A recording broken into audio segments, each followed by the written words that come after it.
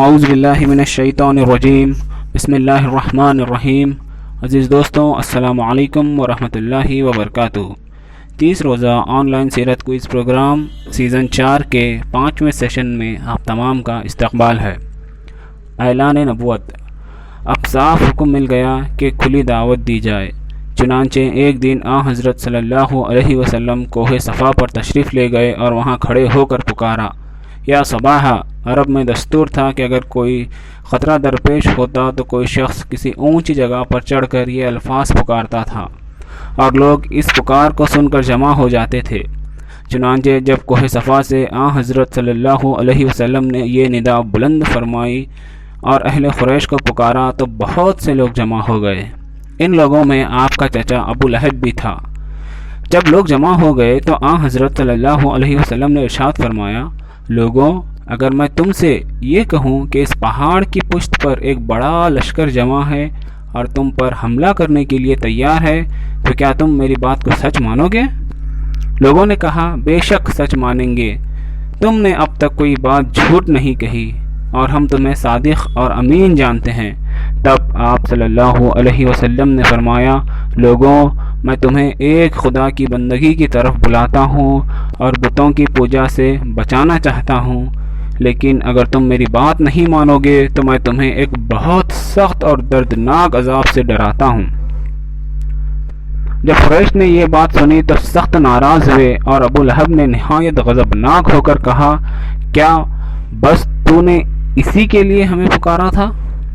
اسلامی دعوت کی یہ عام پکار تھی۔ اب خدا کے رسول صلی اللہ علیہ وسلم نے صاف صاف کھل کر اعلان کر دیا کہ اسے کیا کہنے پر مامور کیا گیا ہے اور وہ کون سی شاہراہ ہے جس کی طرف وہ ہر ایک کو بلا رہے ہیں۔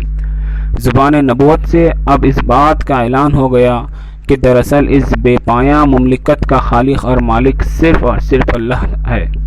انسان کو بھی اسی نے پیدا کیا ہے اور وہی اس کا مالک بھی ہے۔ انسان کا مقام اس کے سوا اور کچھ نہیں کہ وہ اللہ کا بندہ اور غلام ہے۔ اسی کی تابعداری اور فرمانبرداری کرنا اس کا فرض ہے۔ اس کو چھوڑ کر دوسروں کے آگے سر جھکانا، اس کے ساتھ دوسروں کو شریک ٹھہرانا اس کے منصب کے خلاف ہے جو اس کو اس کے مالک کی طرف سے عطا ہوا ہے۔ حقیقت میں صرف ایک اللہ ہی انسان کا اور تمام جہاں کا خالق، معبود اور حاکم ہے۔ اس کی اس سلطنت میں انسان نہ خود مختار ہے نہ کسی دوسرے کا بندہ۔ انسان کے لیے اللہ کے سوا کوئی دوسرا اطاعت، بندگی اور پرستش کا مستحق نہیں۔ دنیا کی یہ زندگی جس میں اللہ تعالیٰ نے انسان کو کچھ اختیارات دے کر بھیجا ہے، دراصل اس کے لیے ایک امتحان کی مدت ہے، جس کے بعد اسے لازماً اللہ کے پاس جانا ہوگا اور وہ انسان کے تمام کاموں کو جانچ کر فیصلہ کرے گا کہ انسانوں میں سے کون اس امتحان میں کامیاب رہا اور کون ناکام۔ یہ اعلان کوئی معمولی اعلان نہ تھا۔ اس نے قریش اور دوسرے لوگوں میں ایک آگ لگا دی اور چاروں طرف اس دعوے کے بارے میں چرچا ہونے لگی۔ چند روز کے بعد حضرت صلی اللہ علیہ وسلم نے حضرت علی سے فرمایا کہ دعوت کا سامان کرو۔ اس دعوت میں تمام خاندان عبد المطلب کو بلایا گیا۔ اس میں حمزہ، ابو طالب، عباس سب شریک تھے۔ کھانے کے بعد حضرت صلی اللہ علیہ وسلم نے کھڑے ہو کر فرمایا، میں وہ چیز لے کر آیا ہوں جو دین اور دنیا دونوں کے لیے کافی ہے۔ اس بار گراں کے اٹھانے میں کون میرا ساتھ دے گا؟ یہ بڑا سخت مرحلہ تھا۔ اس بار گراں کے اٹھانے میں ساتھ دینے کا مطلب یہ تھا کہ نہ صرف خاندان، قبیلے اور شہر کے لوگوں کی بلکہ سارے عرب کی مخالفت کا مقابلہ کرنے کے لیے آدمی تیار ہو جائے، اور صرف اس لیے تیار ہو جائے کہ اس کے بدلے میں آخرت کی زندگی کامیاب ہوگی اور بندہ اپنے مالک کے حضور سرخوئی حاصل کرے گا۔ اس کے سوا کوئی دوسرا فائدہ دور دور تک نظر نہ آتا تھا۔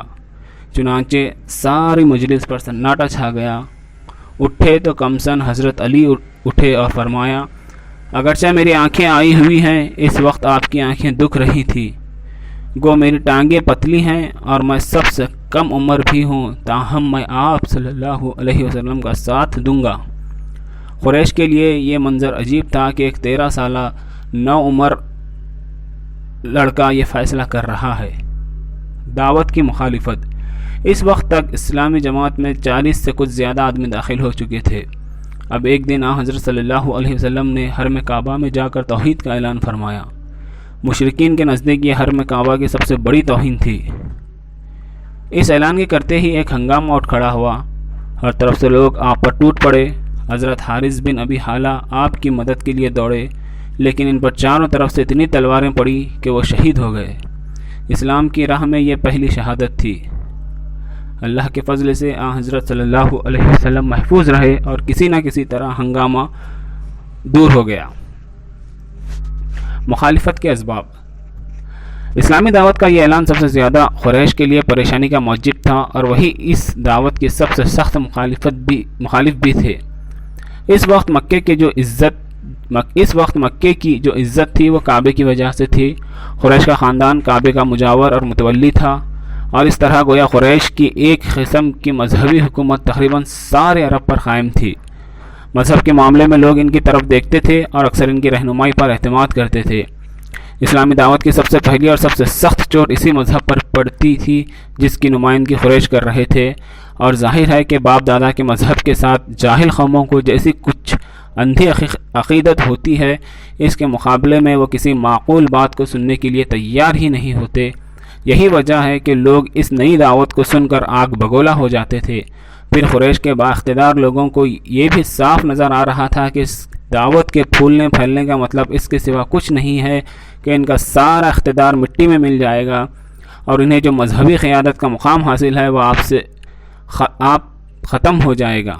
اس لحاظ سے جو شخص جتنی بڑی گدی کا مالک تھا، اتنا ہی زیادہ اسلامی تحریک کی مخالفت میں سرگرم تھا۔ پھر قریش میں بہت سی بد اخلاقیاں پھیلی ہوئی تھی، بڑے بڑے لوگ ان برائیوں میں مبتلا تھے، اور باوجود ان سب کے ان کا مذہبی مقام ان کو لوگوں کی نظروں میں گرنے نہیں دیتا تھا۔ حضرت صلی اللہ علیہ وسلم ایک طرف تو بت پرستی کی برائیاں بیان فرماتے تھے اور اس کے مقابلے میں خالص توحید کی دعوت دیتے تھے، دوسری طرف وہ انسانی بنیادی اخلاقیات کی ایک ایک کمزوری کو کھل کر بیان فرماتے تھے اور ان سب سے بچنے کی ہدایت کرتے تھے۔ اس قسم کی باتیں ان بڑے لوگوں کو سخت پریشانی میں مبتلا کر دیتی تھی، کیونکہ بہرحال وہ باتیں ایسی تو تھی نہیں جنہیں وہ صحیح کہہ سکتے، لیکن چونکہ خود ان کے دامن ان برائیوں سے پاک نہیں تھے، اس لیے جب عوام کے سامنے نہیں تو پیچھے ضرور ان کے بارے میں نکتہ چینی ہو رہی تھی۔ یہ بات ان کی جھنجھلاہٹ کو بڑھانے کے لیے بہت کافی تھی۔ قرآن مجید میں برابر ایسے بدکاروں اور بد اخلاقوں کے لیے آیتیں نازل ہو رہی تھی۔ جب یہ آیتیں لوگوں میں پھیلتی تو ہر شخص محسوس کر لیتا کہ ان کا مخاطب کون ہے۔ حالات کا مقابلہ۔ اس دور میں قرآن کی جو صورتیں نازل ہوئی، ان میں حالات کا مقابلہ کرنے کے لیے برابر ہدایت دی جا رہی تھی، اور مخالفین کے اعتراضات کے معقول اور مناسب جوابات بھی دیے جا رہے تھے۔ مثلا سورہ قلم میں حضرت صلی اللہ علیہ وسلم کی تسکین کی خاطر فرمایا گیا کہ آپ پر تو اللہ کا بڑا کرم ہے، آپ مجنون نہیں، آپ پر تو اس کے بے انتہا عنایات ہیں، جلد ہی معلوم ہو جائے گا کہ کس کی عقل ٹھکانے نہیں ہے۔ آپ کے رب کو خوب معلوم ہے کہ کون سیدھے راستے پر ہے اور کون بھٹکا ہوا ہے۔ آپ اپنا کام کیے جائیں، جو لوگ اس دعوت کو جھٹلا رہے ہیں ان کا کہنا ہرگز نہ مانیں۔ وہ تو یہ چاہتے ہیں کہ اگر آپ اپنی تحریک اور دعوت کے کام کو ذرا ڈھیلا کر دیں تو وہ بھی ڈھیلے پڑ جائیں، لیکن آپ صلی اللہ علیہ وسلم کا یہ کام نہیں ہے کہ آپ ان لوگوں کی خواہشات کی پیروی کریں۔ جو کچھ آپ پیش کر رہے ہیں اس کو نہ ماننے کا معاملہ آپ میرے اوپر چھوڑ دیں، انہیں جلد معلوم ہو جائے گا کہ انہیں جو ڈھیل دی جا رہی ہے اس کا کیا مطلب ہے۔ آپ صلی اللہ علیہ وسلم ان سے کہہ دیجئے کہ کیا میں تم سے کچھ طلب کرتا ہوں یا اپنے فائدے کے لیے تم سے کچھ چاہتا ہوں، یا میری بات کے خلاف تمہارے پاس کوئی معقول ثبوت ہے؟ ظاہر ہے ایسی کوئی بات نہیں ہے، لہٰذا آپ نہایت مستقل مزاجی کے ساتھ اپنے کام پر جمے رہیں۔ آپ اور آپ کے ساتھی ان حالات کا مقابلہ نہایت صبر کے ساتھ کرتے رہیں، حالات اپنے وقت پر بدلیں گے۔ دعوت کی طرف لوگوں کی توجہ۔ اہل مکہ نے اس قسم کی غلط باتوں کو مشہور کر کے لوگوں کو روکنے کی جتنی کوشش کی، اتنا ہی لوگوں میں یہ اشتیاق بڑھا کہ آخر دیکھیں تو یہ صحاب کیا کہتے ہیں۔ چنانچہ جو لوگ عرب کے دوسرے علاقوں سے مکہ میں حج کے موقع پر یا دوسرے اوقات میں آتے رہتے تھے، ان میں سے کتنے ہی چھپ چھپ کر حضرت صلی اللہ علیہ وسلم کی خدمت میں حاضر ہو جایا کرتے تھے۔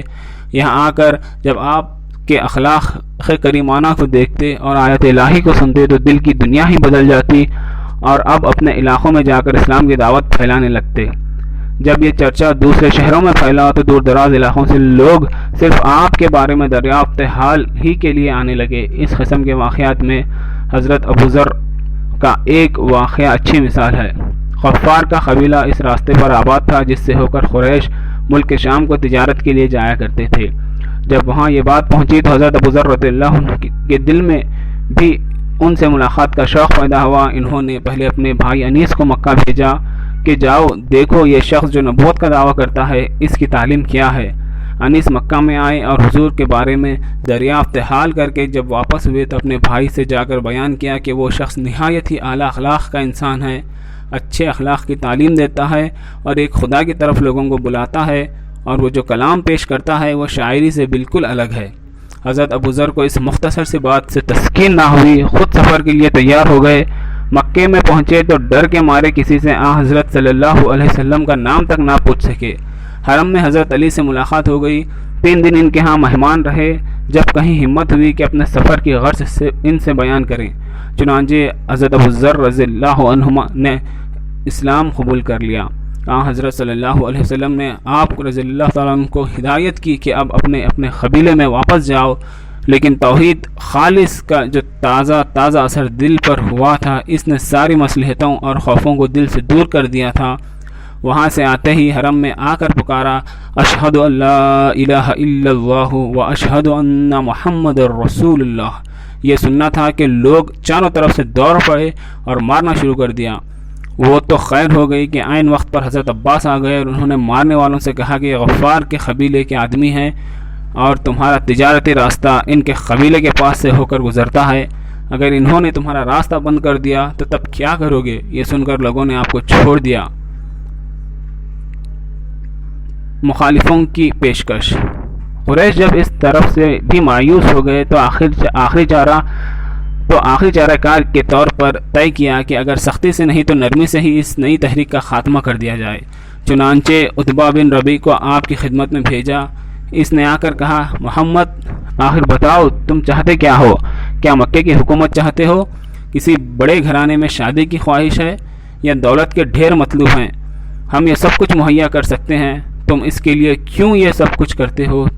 ہم اس پر راضی ہیں کہ کل مکہ تمہارے زیر فرمان ہو جائے یا اور جو کچھ چاہو وہ کر دیا جائے، لیکن تم اپنی اس دعوت سے باز آ جاؤ۔ مخالفین بیچارے اتنا ہی سوچ سکتے تھے، ان کے ذہنوں میں یہ بات آتی ہی نہ تھی کہ کوئی تحریک چلائی جائے یا کوئی دعوت بلند کی جائے اور اس کے پیچھے کوئی چھپی ہوئی مادی غرض نہ ہو۔ ان کے ذہن یہ سوچ ہی نہیں سکتے تھے کہ کوئی کام صرف خدا کی خوشنودی اور محض اس کی اطاعت کے لیے بھی کیا جا سکتا ہے۔ وہ تو یہی جانتے تھے کہ جان اور مال کی بازی حکومت اور دولت کے لیے ہی لگائی جاتی ہے۔ انہیں کیا معلوم تھا کہ آخرت کی دائمی زندگی کی کامیابی کے لیے بھی لوگ یہ سودا کر لیا کرتے ہیں۔ چنانچہ عتبہ کو پورا یقین تھا کہ اس کی درخواست ضرور منظور ہو جائے گی، لیکن حضرت صلی اللہ علیہ وسلم نے اس کے جواب میں قرآن پاک کی چند آیات تلاوت فرمائی جن میں توحید کی دعوت اور اپنی رسالت کی وضاحت کی گئی تھی۔ عتبہ یہ سن کر واپس ہو گیا اور اتنا اثر لے گیا کہ جب اس نے قریش کے سرداروں کے سامنے اپنی رپورٹ پیش کی تو کہا کہ محمد صلی اللہ علیہ وسلم جو کلام پیش کرتے ہیں وہ شاعری تو نہیں ہے، کچھ اور چیز ہے۔ میری رائے ہے کہ تم ان کے حال پر چھوڑ دو، اگر وہ کامیاب ہو گئے تو سارے عرب پر غالب آ جائیں گے اور اس میں تمہاری بھی عزت ہے، اور نہیں تو عرب خود انہیں فنا کر دے گا۔ لیکن قریش نے یہ رائے منظور نہیں کی۔